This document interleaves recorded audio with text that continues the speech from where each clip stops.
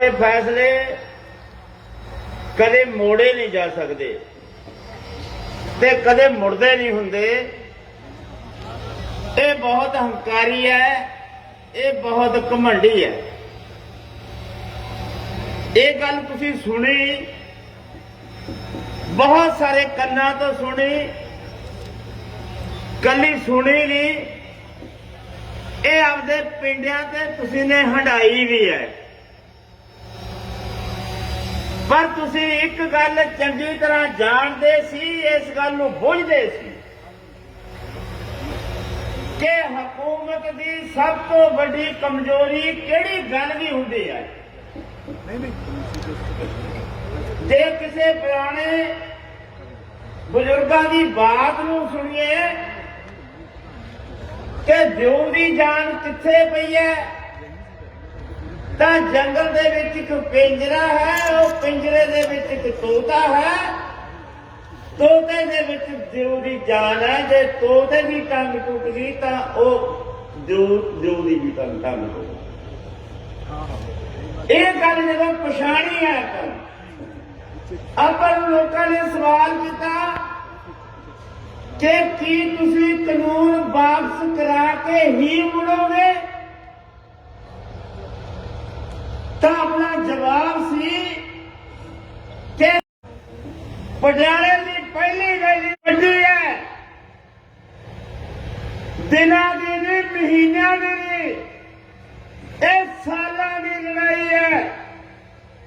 तैयार होके जाओ, पर इस गल की गारंटी है साडे मुताबिक चलो, जित के मुड़ांगे।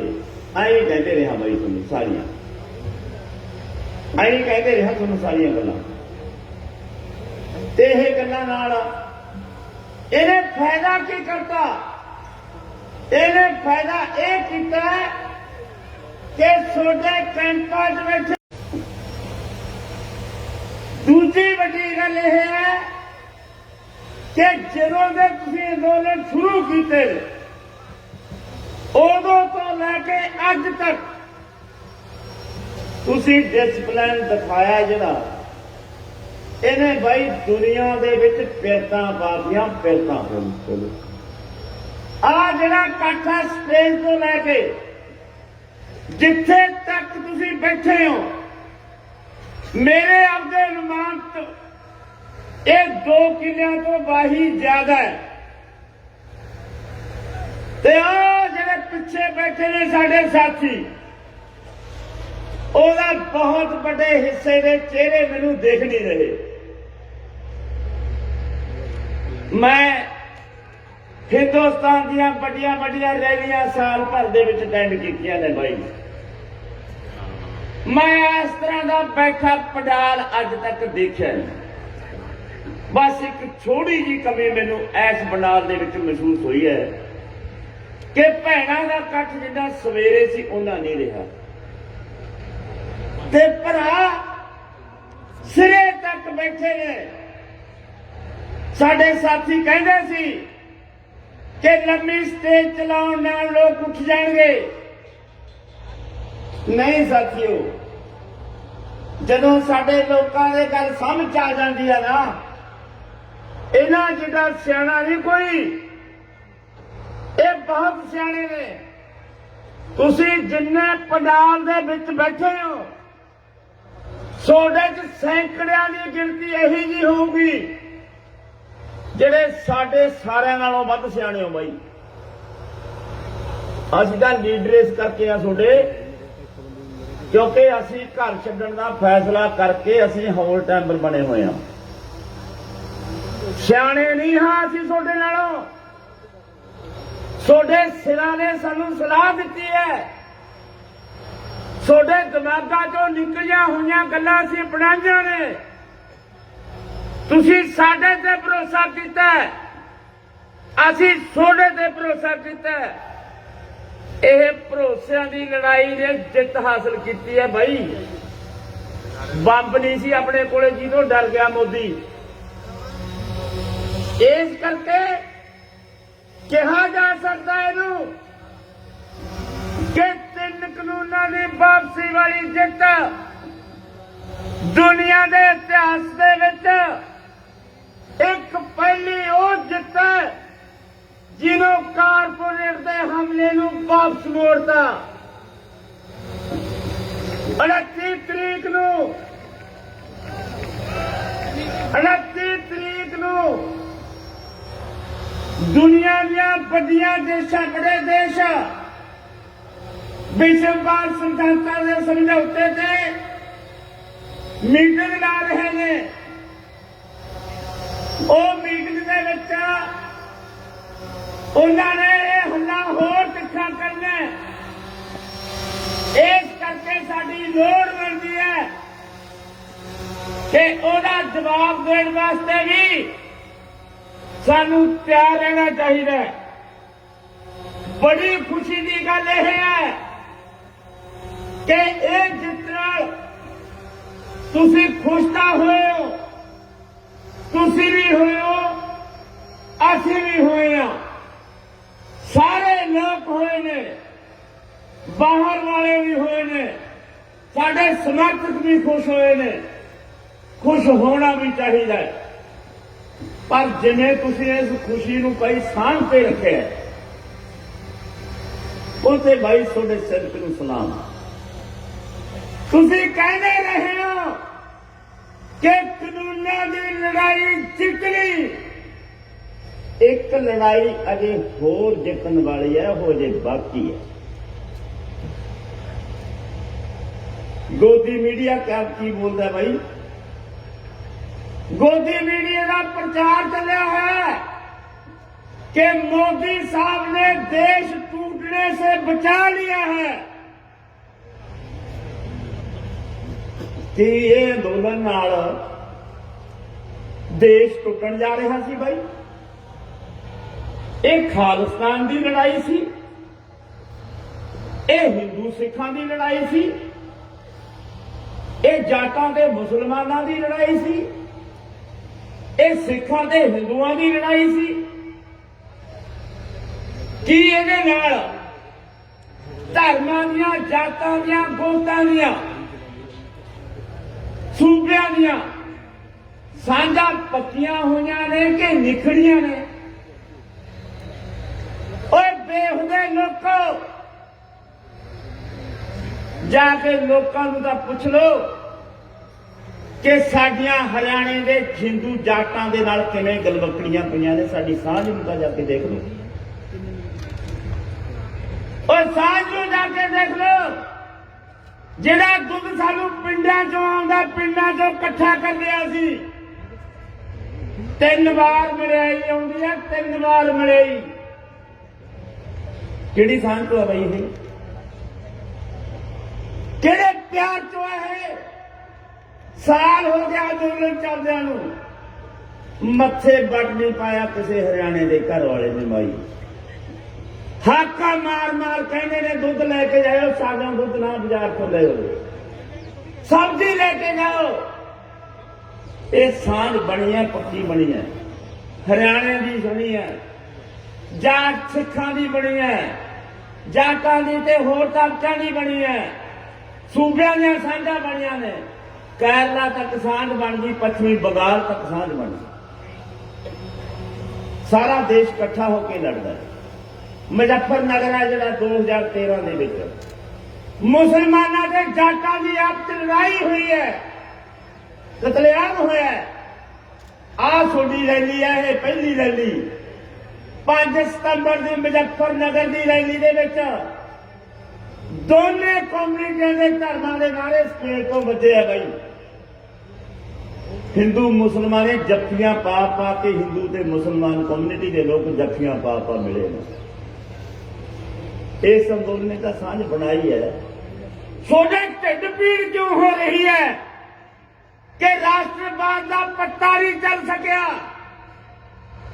तुसीं साडे नाल की नहीं कीता? तुसीं तां सानू बहुत बर्बाद करने तोड़न की खातर लगे सी। तुसीं ने इत्थे शराब वंडी, तुसीं ने इत्थे कुड़ियां सप्लाई कीतियां, तुसीं ने इत्थे गुंडागर्दी मचाई, तुसीं 26 जनवरी का कांड रचाया, तुसीं ने सिंघू के एक मजदूर का कतल करवाया। ਤੁਸੀਂ ਨੇ ਸਾਡੀਆਂ ਮਾਂਝਾਂ ਤੇ ਟਰੱਕ ਚੜਵਾਇਆ, ਤੁਸੀਂ ਨੇ ਨਿਖਮਪੁਰ ਖੀੜੀ ਦੇ ਵਿੱਚ ਸਾਡੇ ਗੱਭਰੂਆਂ ਦੇ ਉੱਤੋਂ ਦੀ ਗੱਡੀ ਚਲਾ ਕੇ ਦਰੜ ਕੇ ਕਤਲ ਕੀਤਾ। ਕੀ ਕਸਰ ਬਾਕੀ ਛੱਡੀ ਹੈ ਬਾਈ? ਤੁਸੀਂ ਤਾਂ ਕਰਨਾ ਸੀ, ਤੁਸੀਂ ਸਾਡੇ ਦੁਸ਼ਮਣ ਸੀ। ਦੁਸ਼ਮਣ ਦਾ ਕਸਰ ਨਹੀਂ ਛੱਡਦਾ ਹੁੰਦਾ। ਕਹਿੰਦੇ ਹੁੰਦੇ ਨੇ ਵੀ ਦੁਸ਼ਮਣ ਤਾਂ ਬਾਈ ਘਰ ਦੇ ਵਿੱਚ ਕਿਸੇ ਵੀ ਘਰ ਦੇ ਨਾਲ ਦੁਸ਼ਮਣੀ ਹੋਵੇ ਉਹ ਬੁਰੇ ਦੇ ਬਾਹਰ ਤੱਕ ਜਾਂਦਾ। ਤੁਹਾਨੂੰ ਜਾਣਾ ਚਾਹੀਦਾ। ਅੱਜ ਵੀ ਐਲਾਨ ਕਰਦਿਆਂ ਕਿ ਸਾਡੀ ਸੰਗੀ ਤੁਹਾਡੀ ਹੱਥ ਚ ਆ ਕੇ ਨੱਪ ਦਿਓ, ਸਾਨੂੰ ਪਰਵਾਹ ਨਹੀਂ, ਪਰ ਜਿੱਦੇ ਸੋਡੀ ਸੰਗੀ ਸਾਡੇ ਹੱਥ ਚ ਆ ਗਈ ਅਸੀਂ ਨੱਪ ਕੇ ਛੱਡਾਂਗੇ ਬਾਈ।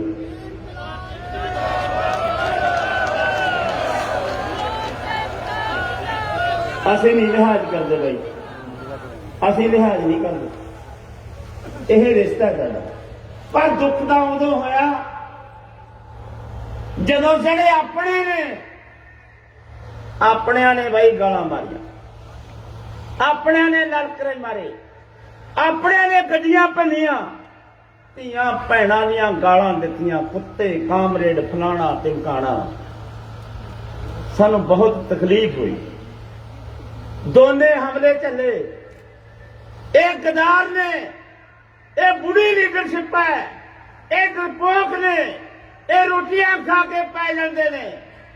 ਵੱਧ ਅਧਿਕਾਰਾਂ ਨਾਲ ਮਸਲਾ ਹੱਲ ਹੋਊਗਾ, ਖਾਲਿਸਤਾਨ ਬਣਾਉਣ ਨਾਲ ਮਸਲਾ ਹੱਲ ਹੋਊਗਾ। ਇਹ ਪਾਰਲੀਮੈਂਟ ਨੂੰ ਨਹੀਂ ਘੇਰਦੇ, ਇਹ ਪਾਰਲੀਮੈਂਟ ਦਾ ਘਿਰਾਓ ਨਹੀਂ ਕਰਦੇ, ਇਹ ਮੋਦੀ ਨੂੰ ਨਹੀਂ ਘੇਰਦੇ, ਇਹ ਦਿੱਲੀ ਦਾ ਰਾਸ਼ਨ ਪਾਣੀ ਬੰਦ ਨਹੀਂ ਕਰਦੇ, ਇਹ ਲੜਨਾ ਨਹੀਂ ਚਾਹੁੰਦੇ। ਕਿਹੜੀਆਂ ਗੱਲਾਂ ਨਹੀਂ ਬਾਈ ਸੁਣੀਆਂ ਚੱਲੀਆਂ ਸੀ, ਪਰ ਅਸੀਂ ਸਾਰਾ ਕੁਝ ਬਰਦਾਸ਼ਤ ਕਰਦੇ ਹੋਏ ਬਾਈ ਫਿਰ ਵੀ ਇਹ ਘੋਲ ਜਿੱਤੇ ਆ। ਕਿਉਂ? ਕਿਵੇਂ ਜਿੱਤ ਕੇ ਫਿਰ ਇਹ ਘੋਲ? ਪਹਿਲੀ ਗੱਲ ਭਰਾਵੋ, ਅਸੀਂ ਆਪਣੀ ਦਿਸ਼ਾ ਨਹੀਂ ਛੱਡੀ। ਜਿਹੜੀ ਦਿਸ਼ਾ ਦੇ ਵਿੱਚ ਅੰਦੋਲਨ ਤੁਰਿਆ ਸੀ ਉਹ ਦਿਸ਼ਾ ਲੈ ਕੇ ਚੱਲੇ ਆ। ਦੂਜੀ ਵੱਡੀ ਗੱਲ ਕਿ ਕਿਸੇ ਵੀ ਰਾਜਨੀਤਿਕ ਨੇਤਾ ਨੂੰ ਆਪਣੀ ਸਟੇਜ ਤੇ ਖੜ੍ਹਨ ਨਹੀਂ ਦਿੱਤਾ, ਇਹਦਾ ਅਸੀਂ ਵਿਚਾਰ ਰੱਖਿਆ।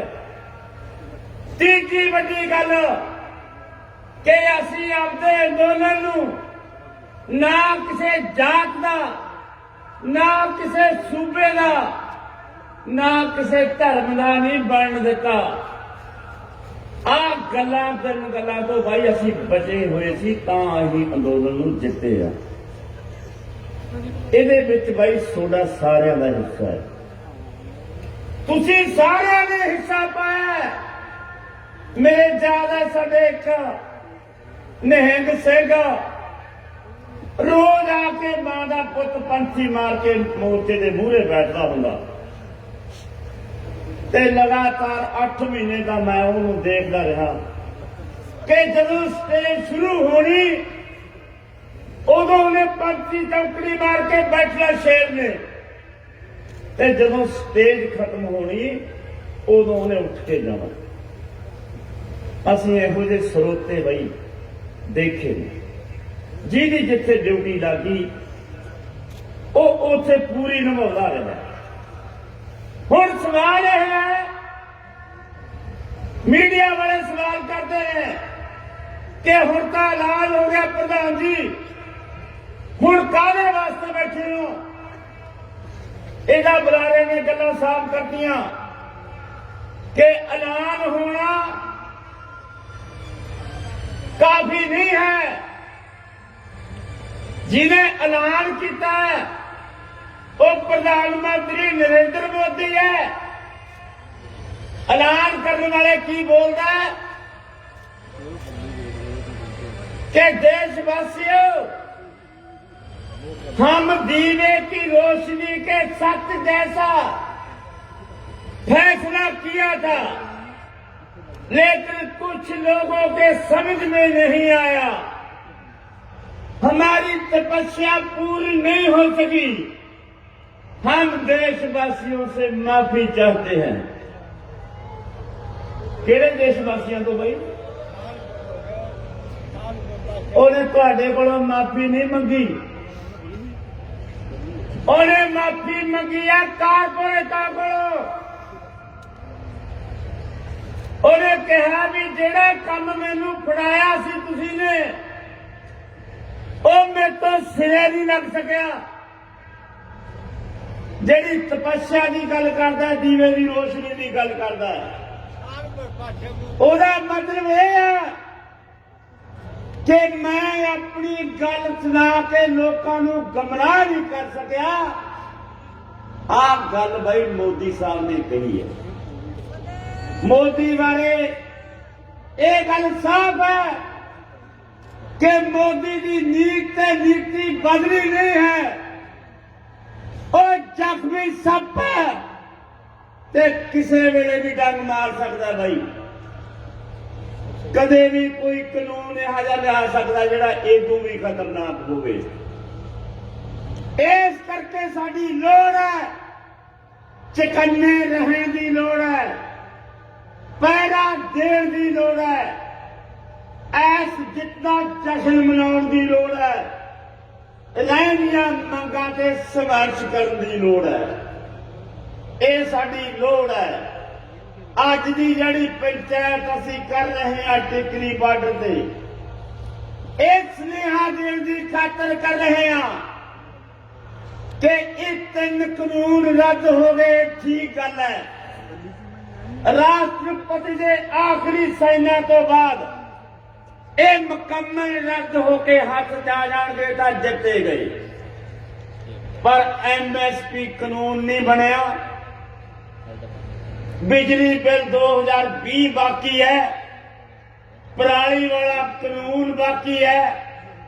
ਜਿਹੜੇ ਕਿਸਾਨਾਂ ਤੇ ਦਰਜ ਕੀਤੇ ਨੇ ਪਰਚੇ ਹਰਿਆਣੇ ਤੇ ਆ ਮੋਰਚਿਆਂ 'ਤੇ ਬੈਠੇ ਕਿਸਾਨਾਂ ਦੇ, ਉਹਨਾਂ ਦੇ ਵਾਪਸੀ ਦੀ ਗੱਲ ਬਾਕੀ ਹੈ।